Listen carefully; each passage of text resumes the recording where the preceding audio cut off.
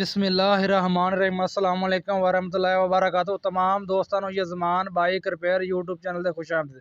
जो दोस्त साडे चैनल से नवे ने जी वो सारे तो पहले लाइक करो और चैनल सबसक्राइब करो और बेल आइकन को जरूर दबाओ।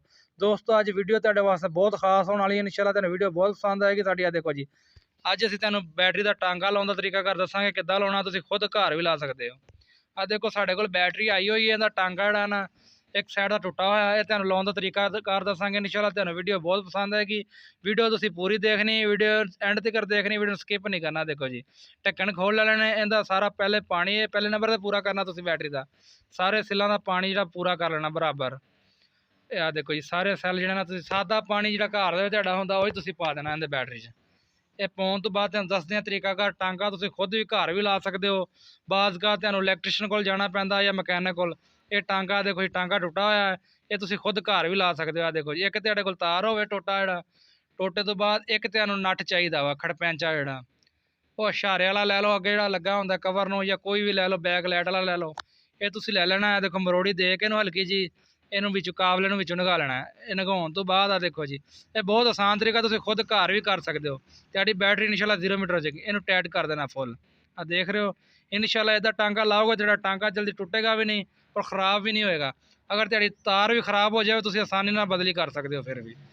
और तुहानूं इलैक्ट्रीशियन कोल जाण दी कोई जरूरत नहीं, तुसीं खुद घर भी काम कर सकते हो। आ देखो जी, टांगा माशाल्लाह पक्का हो गया।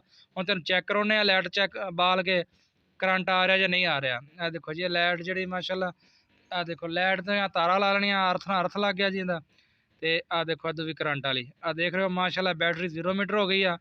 दोस्तों उम्मीद है साडी वीडियो तुहानूं बहुत अच्छी लगी होएगी। आ देखो जी माशाल्लाह VIP हो गई, करंट फुल कढ़ रही है। इहदे बाद तुसीं दोस्तों इहदे ढक्कन ला लैणे वापसी। वोल्टा की बैटरी आ, बैटरी अच्छी है। बैटरी जिहड़ी ना ये वोल्टा की रखाया करो। आ देखो ढक्कना तो बाद तुहानूं दिखाउने दा करंट चेक करवाउने आ। ए देखो जी, ये ढक्कन ला लैणे सारे। पानी भी लाजमी पूरा करना है। पानी तो बाद ढक्कन ला लैणे। देखो जी, ढक्कन टाइट हो गए। ਇਹਦੇ ਬਾਅਦ ਤੁਹਾਨੂੰ ਕਰੰਟ ਚੈੱਕ ਕਰਾਵਾਂਗੇ। ਮਾਸ਼ਾਅੱਲਾ ਕਰੰਟ बैटरी 'ਚ बिल्कुल 0 मीटर वाली कार हो गया जी। 0 मीटर बैटरी ਹੁੰਦੀ है। ਇਹ कोई मुश्किल काम नहीं, ਤੁਸੀਂ खुद घर भी कर सकते हो।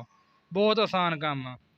ਇਹ सिर्फ ਤੁਹਾਡਾ 5 रुपये ਦਾ सिर्फ ਇਹਦਾ खर्चा होएगा ਤੇ ਇਨਸ਼ਾਅੱਲਾ ਤੁਸੀਂ ਇਹ बैटरी खुद घर तैयार कर लोगे। देखो जी दोस्तों, अगर साडी वीडियो ਤੁਹਾਨੂੰ अच्छी लगी, साडी वीडियो लाइक करो और शेयर करो और साडे चैनल ਨੂੰ सबसक्राइब करो। अगली वीडियो वास्ते फिर हाजिर होवांगे।